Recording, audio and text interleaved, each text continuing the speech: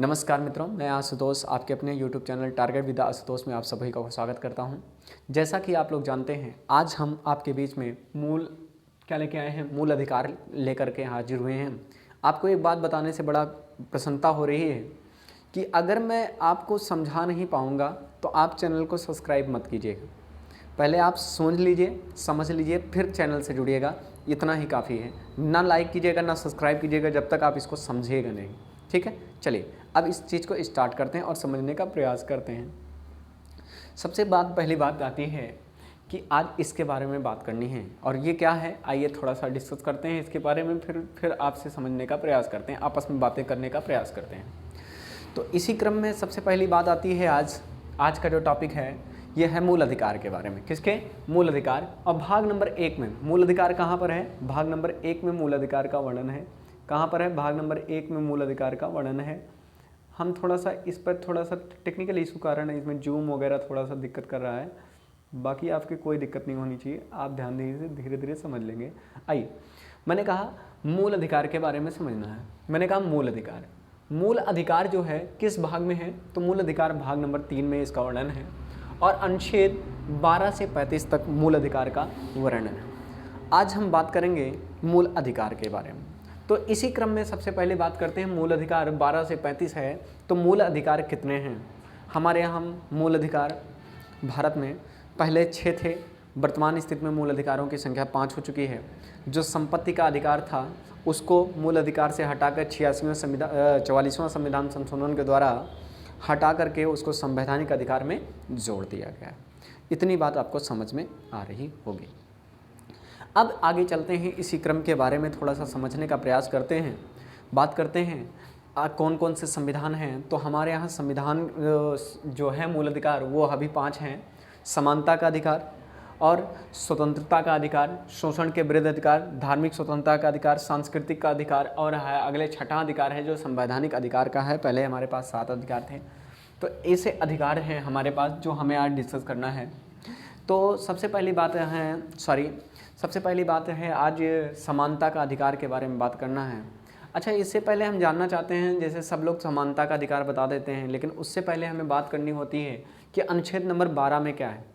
तो अनुच्छेद नंबर 12 में जो भारत के संविधान राज्य हैं उनके बारे में डिस्कस किया गया है। किसके बारे में डिस्कस किया गया? भारतीय राज्यों के बारे में डिस्कस किया गया है। तो हमारी बातें आपको समझ में आ गई कि भारतीय राज्यों के बारे में डिस्कस किया गया है। और अनुच्छेद 13 में जो वर्णन किया गया है वो मूल अधिकारों के अल्पीकरण या छोटा करना या बड़ा करने के बात कही गई है। मूल अधिकार को कितना छोटा किया जाए और कितना बड़ा किया जाए, इनके बारे में वर्णन किया गया है। अब हम एक एक करके संविधान के जो हमारे तथ्य हैं समानता का अधिकार, उनके बारे डिस्कस करना चाहते हैं। तो संविधान का मूल अधिकार की बात करते हैं, कहाँ से कहाँ तक है समानता का अधिकार? तो अनुच्छेद 14 से लेकर के ये 18 तक है। कहाँ तक है? 14 से लेकर के 18 तक है। समानता का अधिकार कहाँ है? तो 14 के लेकर के 18 तक है। अब बात आती है 14 में क्या लिखा है? विधि के समक्ष समानता। यानी अगर ध्यान दीजिएगा, 14 में लिखा है विधि के समक्ष समानता। अब विधि के समक्ष समानता का मतलब होता है, अगर कोई संघ सरकार है, अगर कुछ बना रही है तो वो सबके लिए ही एक समान कानून बनाएगी, ना कि अदर पर्सन के लिए अलग, किसी जाति विशेष के लिए अलग और किसी के लिए अलग। ऐसा कानून बनाने का अधिकार किसी के पास नहीं, ये समानता का अधिकार का हनन होगा। चलिए, अब आता है अनुच्छेद नंबर किसके बारे में? अनुच्छेद नंबर 15 के बारे में बात करते हैं। किसके बारे में बात करते हैं? अनुच्छेद नंबर 15 के बारे में। धर्म, जाति, लिंग के आधार पर भेदभाव नहीं करना है। अगर पूछा गया 15 में क्या लिखा है, तो धर्म, जाति, यदि कोई मुस्लिम है, यदि कोई हिंदू है, तो उसके आधार पर जाति में भेदभाव करने का अधिकार भी सरकार को नहीं है। यह अनुच्छेद नंबर 15 हमारा बताता है। अब बात आती है अनुच्छेद नंबर 16 के बारे में। लोक नियोजन में समानता। जैसे कोई चीज़ का लोक का नियोजन, यानी कोई कार्य आप अच्छा से कर रहे हो, किसी देश को बनाने में या किसी चीज़ के लिए काम कर रहे हो, यानी कोई समान नौकरियां दी जा रही हैं या नौकरी दी जा रही है, उस नौकरी में सबको समान अवसर देना, यानी लोगों को समान अवसर प्रदान करना ही क्या कहलाती है? 16 अनुच्छेद में लिखा गया है, ये बात कही गई है। अगली बात आती है अनुच्छेद 17 में क्या लिखा है? अस्पृश्यता का अंत। पहले होता था छुआछूत कर लेते थे, किसी व्यक्ति को छू लेते थे तो उनको टच नहीं करना प्रयास करते थे। तो छुआछूत का अंत भी किस में लिखा है हमारे, तो अनुच्छेद नंबर किस में लिखा है हमारे 17 में लिखा है। अब बात आती है 18 में क्या लिखा है, उपाधियों का अंत। क्या लिखा है, उपाधियों का अंत। अगर उपाधियों को बंद कर दिया जाए या ना रखा जाए तो उपाधियों का अंत भी इसमें उल्लेखित है किसमें, 18 में। लेकिन सेना की उपाधि को छोड़कर, सेना की उपाधि को छोड़कर सेना की उपाधि को नहीं इसमें लिखा जाता है। ध्यान दीजिए, बाकी सभी उपाधियां बंद कर दी गई है सेना की उपाधियों को छोड़ करके। अगर पूछा जाएगा सेना की उपाधियों का उल्लेख किसमें है, तो सेना की उपाधियों का उल्लेख भी 18 अनुच्छेद में ही मिलता है। लेकिन सारी उपाधियां बंदी कर दी गई हैं। जैसे किसी को पहले राजाधिराज की उपाधि दे दी जाए या किसी देश के लिए उपाधि दे दी जाए, तो ऐसी ही चीज़ें होती थी। लेकिन वर्तमान स्थिति में इन सब का क्या कर दिया गया है, अंत कर दिया गया। ये बात किस में लिखी है, अनुच्छेद नंबर 18। अब बात करते हैं स्वतंत्रता का अधिकार जो है वो 19 से लेकर के 22 तक है। कहाँ तक है, 19 से लेकर के 22 तक है किसका, स्वतंत्रता का अधिकार। कौन सा है, स्वतंत्रता का अधिकार। अब लिखा है, देखिए पत्रकारिता की बात आती है, 19 नंबर ए की बात करते हैं, 19 ए की, यानी बोलने की स्वतंत्रता है। किसी भी आप कोई भी चीज़ बोल सकते हो, किसी भी व्यक्ति को आप अच्छे से गाली दे सकते हो, किसी भी चीज़ को अच्छा बता सकते हो। ये चीज़ का बोलने की स्वतंत्रता है किसमें है, बोलने की स्वतंत्रता तो अनुच्छेद नंबर 19 में बोलने की स्वतंत्रता है। कोई भी बात अपनी आसानी से रख सकते हैं। क्लियर हो गए होंगे। अब आती है अनुच्छेद नंबर 20 के बारे में बात। किसके बारे में बात आती है, अनुच्छेद नंबर 20 के बारे में। दोस्त तक, जब तक अगर किसी भी बंदी प्रत्यक्षीकरण का नियम होता है, अगर कोई बंद है, ध्यान दीजिएगा, बंदी प्रत्यक्षीकरण का नियम है, अगर कोई व्यक्ति बंद है अनुच्छेद नंबर 20 के तहत, अगर वो कोई बंद है तो उसको तब तक संरक्षण दिया जाएगा जब तक कि वह दोषी सिद्ध नहीं होता। जब तक वह दोषी सिद्ध नहीं होता तब तक उनको क्या किया जाएगा, बचा के रखा जाएगा। ये भी नहीं है कि पुलिस जो ले जाने के बाद आपको घर में बंद करके मारने का काम करती है, उसका भी अधिकार नहीं है मार ना सकना, बुलवा सकती भले, लेकिन इसके लिए आपको दोषी सिद्ध नहीं होगा तब तक वो मार नहीं सकती आपको। भले ही वैसे पीटे पाटे अदर पर्सन कर सकती है, लेकिन मारने का अधिकार नहीं है। दोष जब तक सिद्ध नहीं होता तब तक कोई सजा के आपका अधिकार नहीं है। इसका भी अनुच्छेद नंबर किस में मिलता है उल्लेख, अनुच्छेद नंबर किस में मिलता है, तो इसका भी 20 में मिलता है। अब आता है प्राण एवं दैहिक स्वतंत्रता।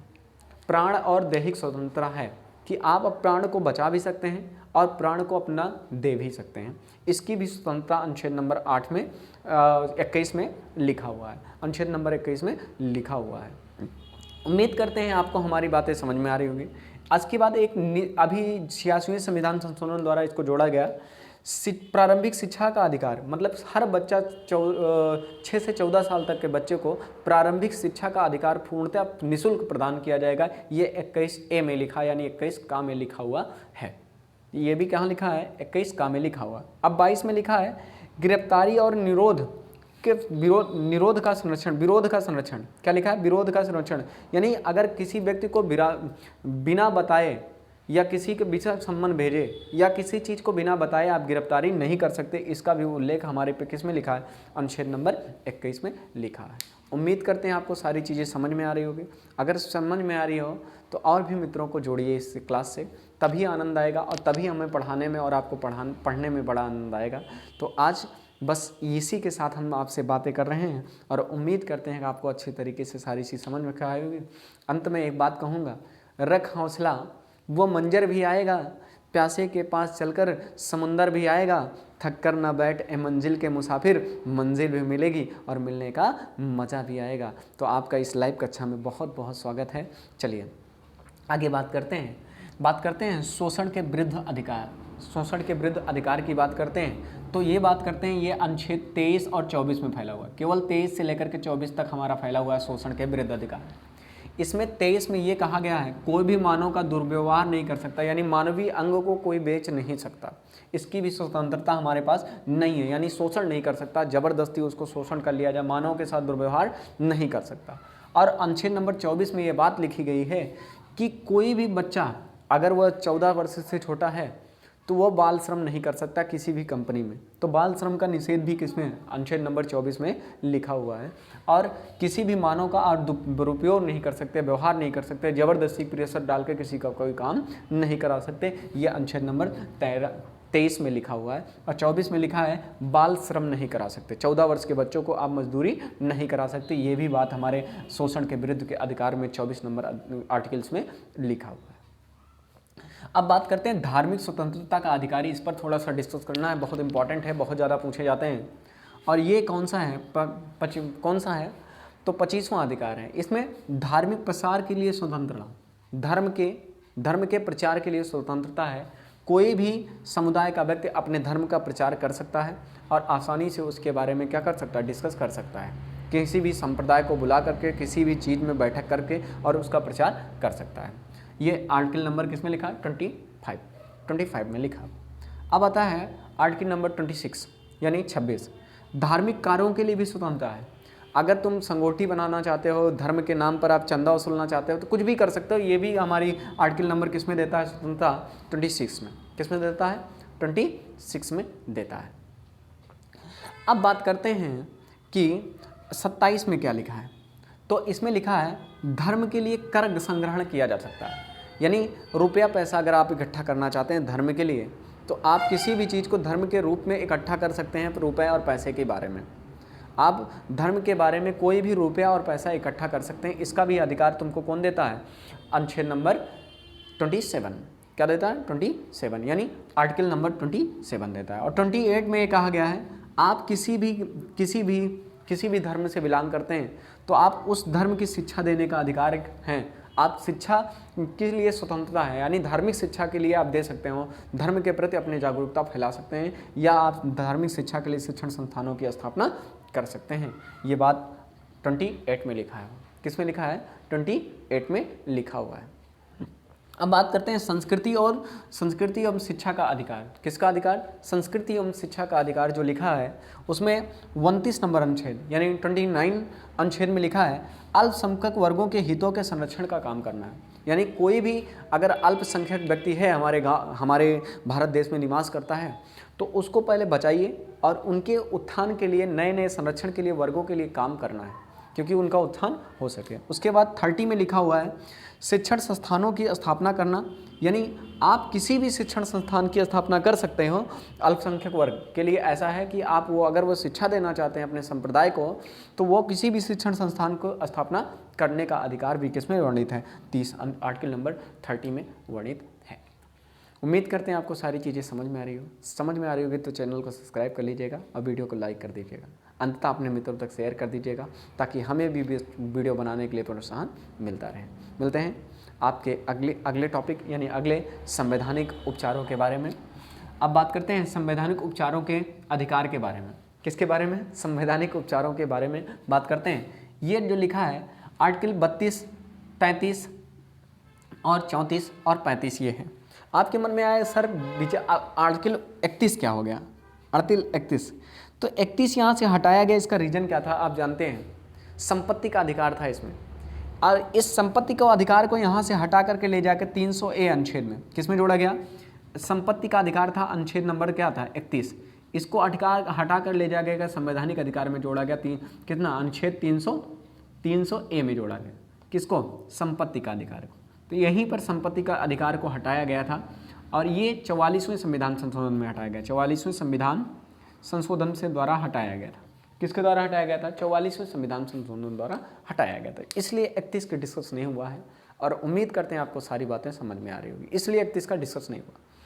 अब इसी क्रम में हम बात करते हैं 32 के बारे में।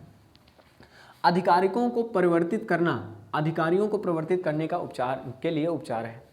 अगर आप चाहते हो, जैसे कभी कभी होता है ना संवैधानिक उपचारों का अधिकार है, अगर तुम्हें लगता है संविधान का हनन हो रहा है तो वहाँ के जो निजी अधिकारी हैं उनको क्या करना, वहाँ से उनका परिवर्तन कर देना, या उनका अधिकार है। ये चीज़ कौन कर सकता है, इसको करने का जो अधिकारी हैं उनको हटाने का अधिकार किसका, संसद का है। ध्यान दीजिएगा, अगर कोई स्थिति होती है संवैधानिक तौर पे संविधान को बनाए रखना है तो वहाँ पर अगर किसी सेना को भेज दिया जाता है तो वहाँ पर अधिकारियों का कोई मतलब नहीं रह जाता, वहाँ पर सर्वे सर्वा क्या हो जाती है, सेना का प्रमुखता आ जाती है। ये भी बात किसमें लिखी हुई, 34 में लिखी हुई। उम्मीद करते हैं हमारी बातें आप सबको समझ में आ रही होगी।